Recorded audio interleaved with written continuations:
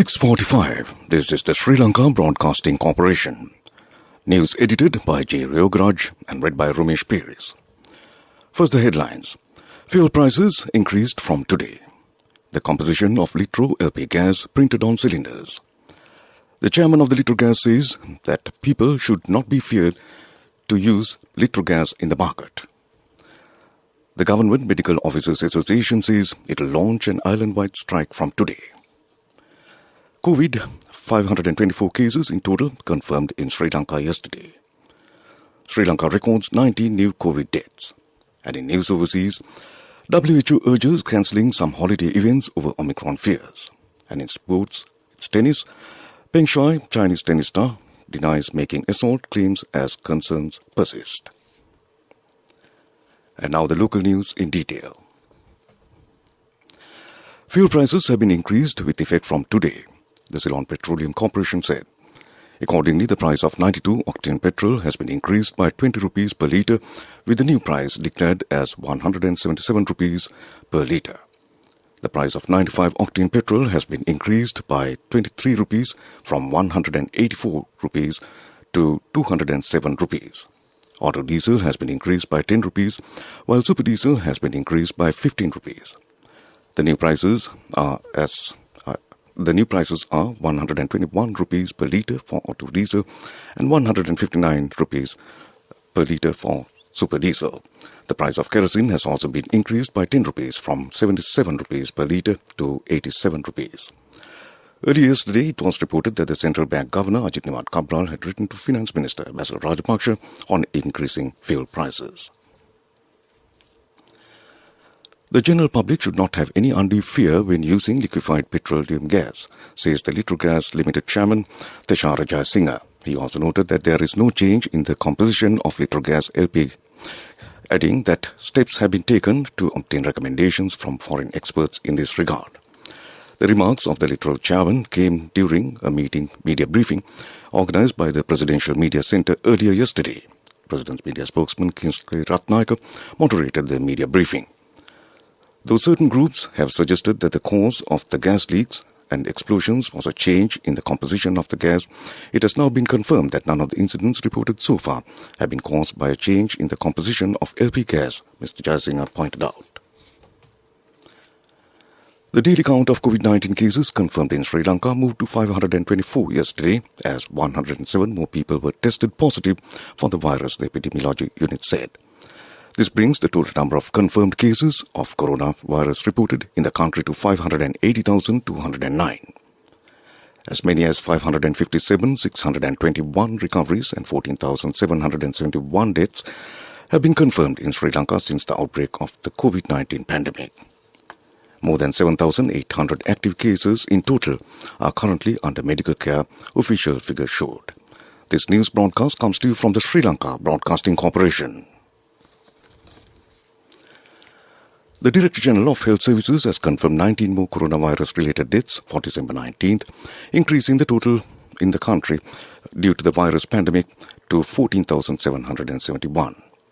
According to the figures released by the Government Information Department, the deaths reported today include 6 males and 13 females.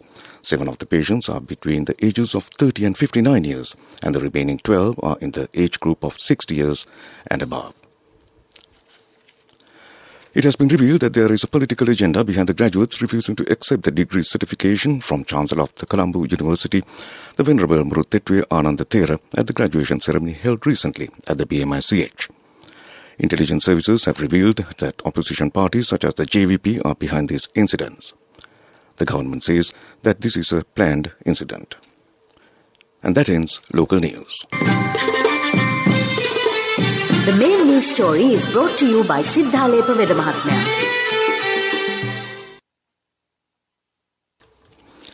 Moving on to the main news story.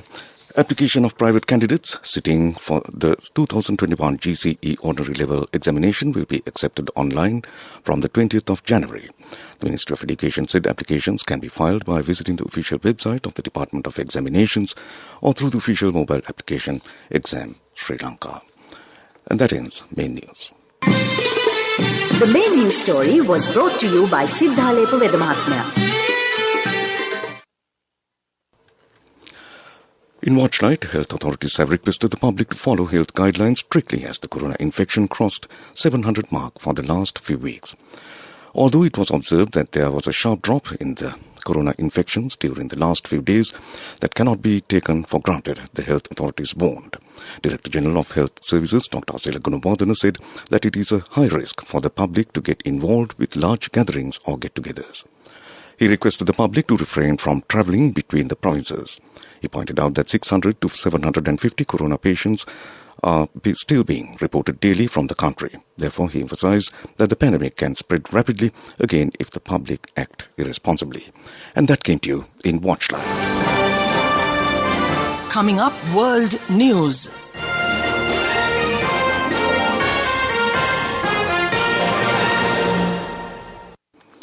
Moving on to a bulletin of world news. First, the headlines. The WHO urges cancelling some holiday events over Omicron fears. Ghislaine Maxwell, trial jurors begin deliberations. And in Hong Kong, pro-Beijing candidates sweep controversial Lekko election. Now the world news in detail. The World Health Organization has urged people to cancel some of their holiday plans to protect public health as the Omicron variant spreads globally. An event cancelled is better than a life cancelled, said WHO head Dr. Tedros Adhanom Ghebreyesus, adding that difficult decisions must be made. In some cases, that will mean cancelling or delaying events, he said. He added that there was now evidence that Omicron is spreading significantly faster than Delta. A New York City jury has begun deliberations in the sex trafficking and perjury trial of Ghislaine Maxwell following weeks of testimony. Ms. Maxwell, aged 59, has denied grooming underage girls for abuse by the late convicted sex offender Jeffrey Epstein. Prosecutors called her a sophisticated predator, while her lawyers allege sensationalism in their final statements to jurors. Pro-Beijing candidates have claimed a victory in Hong Kong's Legislative Council election as the city saw its lowest ever voter turnout. It was the first Lekko election since China made sweeping and controversial changes to the city's electoral system. Officials argue the changes were needed to ensure stability, but critics say they weakened democracy.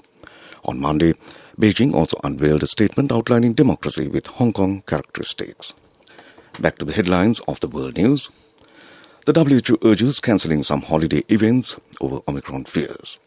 Ghislaine Maxwell, trial jurors begin deliberations. And in Hong Kong, pro-Beijing candidates sweep controversial Lekko election. And that ends World News. Development News is brought to you by Let's take all out of the coconut tree and make the island thriving and prosperous. Call our hotline 1928. WhatsApp 070 400 1928.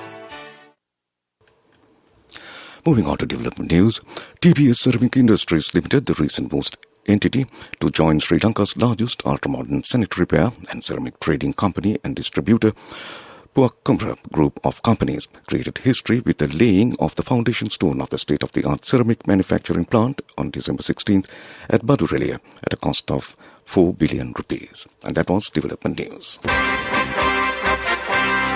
Development News was brought to you by the coconut tree is well grown in almost all the parts of the island. It is an exceptional source of extra income. The shell, the husk and almost all the parts of the coconut tree makes you money, providing you with an excellent extra source of income. It will also help to nourish the economy of the country. You will be guided with all necessary informations regarding the coconut cultivation, with the novel cultivation techniques and all other related and upgraded informations by the Coconut Research Institute, Lunavilla. Call our hotline 1928. WhatsApp 070 400 1928. Moving on with sports news. Moving on to sports news, it's tennis. Chinese tennis star Peng Shuai has denied making an accusation of sexual assault in her first media interview since alleging a top Chinese leader has coerced her to have sex. Ms. Peng sparked global concern when she disappeared from public view after posting the allegations online.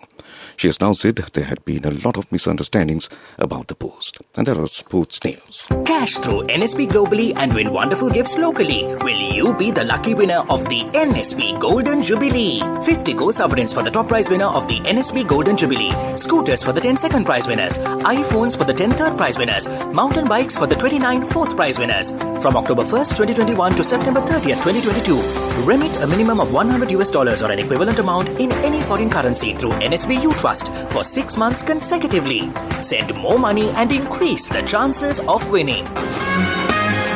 Business News, sponsored by National Savings Bank, the safest place for your money. The initial public offering of Cooperative Insurance Company Limited through an offer for subscription of 166,750,000 ordinary voting shares at a price of ₹3.60 per share, which opened yesterday, was oversubscribed on the initial day itself. The IPO by Cooperative Insurance Company Limited received applications for over IPO value of ₹600 million, and as such, the issue was closed yesterday. And that was Business News.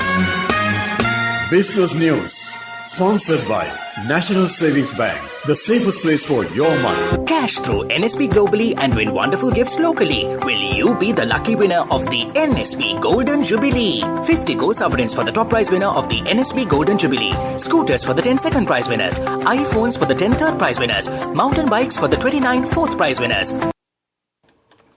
Moving on to economic news, the Asian Development Bank entered into an agreement to invest up to $80 million in John Keells Holdings PLC to boost the country's food value chain and promote economic growth and job creation. The investment will be in two phases: private placement to support the expansion of JK's modern retail and distribution infrastructure as part of the multi-business corporate capital expenditure program, through an initial investment of $50 million, with an option to subscribe for additional new shares of up to $30 million within 12 months. The financing will come equally from ADB's ordinary capital resources and from leading Asia's private infrastructure fund, which will be administered by the ADB. And that was Economic News. The Weather Report.